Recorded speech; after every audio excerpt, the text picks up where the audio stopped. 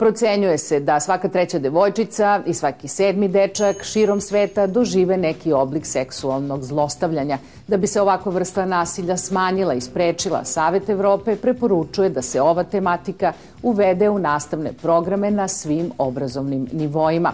Savet Evrope je pre 2 godine pokrenuo i kampanju Jedno od 5, jer se procenjuje da je svako 5. dete u Evropi doživelo ovakav vid nasilja. Nosilac ove kampanje u našoj zemlji je nevladina organizacija Incest Trauma Centar, koja se ovom problematikom bavi već 20 godina. Kakav model učenja o prevenciji seksualnog nasilja se preporučuje i kada će se ova tema naći u nastavnim programima u našoj zemlji, za Evronet otkriva Marija Pudar. Kampanja Saveta Evrope, čiji je cilj borba protiv seksualnog zlostavljanja dece, pre mesec dana počela je i u našoj zemlji. I to kroz edukativne javne časove koje je organizovala nevladina organizacija Incest Trauma Centar. Na javnim časovima do sada je učestvovalo nekoliko stotina đaka, nastavnika, roditelja i donosioca odluka. Polaznici, među kojima su bili đaci i profesori druge ekonomske škole u Beogradu, bili su u prilici da se podsete ili nauče šta seksualno nasilje podrazumeva i kako se protiv njega treba boriti. Naučila sam da kako mogu da prepoznam uopšte nasilje i žrtve nasilja i ukoliko ih prepoznam kako mogu da pristupim njima i da im pomognem, na koji način je najbolje da se oni ne osjećaju ugroženo. Mnogi naši vršnjaci uopšte nisu upućeni dovoljno i trebalo bi više da se obrazuju po tom pitanju. Ideja javnih časova je da đaci teme kao što su nasilje na internetu, zlostavljanje učenika od strane nastavnika ili roditelja obrade na kreativan način, kroz pozorišnu predstavu, film ili muzički program, a da potom međusobno diskutuju. Na taj način, uz pomoć stručnjaka Incest Trauma Centra, uče o tome kako se žrtve vrbuju, kome nasilje treba prijaviti i ko sve čini sistem podrške. Osim za učenike, ovakav način rada dragocen je i za profesore, kaže nastavnica građanskog vaspitanja Melita Ranđelović. Nismo svi podjednako spretni, osnaženi da, koristimo forum teatar, da koristimo film, diskusiju, debatu i već neke druge tehnike koje će sigurno biti prisutne. Osim tog nekog osnovnog znanja koje mi imamo o nasilju i bavimo se svojim učionicama, dobijamo i te tehnike.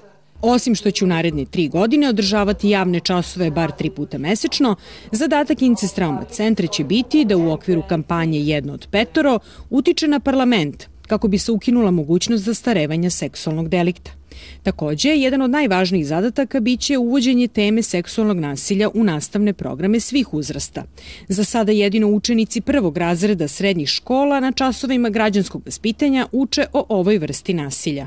Ono što smo mi do sada videli jeste da Ministarstvo prosvete izuzetno okleva kad je tema seksualnog nasilja nad decom u pitanju, u tom smislu čak da vi i do dan danas nemate ni nacionalnu studiju koja bi rekla rasprostranjenost ovog problema. Ne sporeći značaj dosadašnjih mera koje je Ministarstvo prosvete preduzelo u cilju prevencije seksualnog i drugih oblika nasilja, kao što su formiranje školskih, stručnih i vršnjačkih timova i edukacija nastavnika, u Incest Trauma Centru smatraju da je potrebno da se sa uvođenjem ove teme u nastavne programe odlučnije krene. Da bi se to dogodilo, neophodno je, kako kažu, da ministar donese političku odluku i stavi seksualno zlostavljanje dece na listu prioritetnih tema, što do sada nije bio slučaj. U ministarstvu kažu da su spremni da sarađuju sa civilnim sektorom, ali da je korigovanje nastavnih programa ovakvim sadržajima dugotrajan proces koji zahteva oprezan i sistematičan pristup. Da se vidi kakva su iskustva drugih zemalja, da se vidi šta stručnjaci u toj oblasti, psiholozi, kažu. Kako se na kom uzrastu o tome govori, jer to je toliko osetljiva tema da se ja jako bojim da ako neko nije dovoljno stručan da to uradi, onda može da napravi veću štetu nego korist.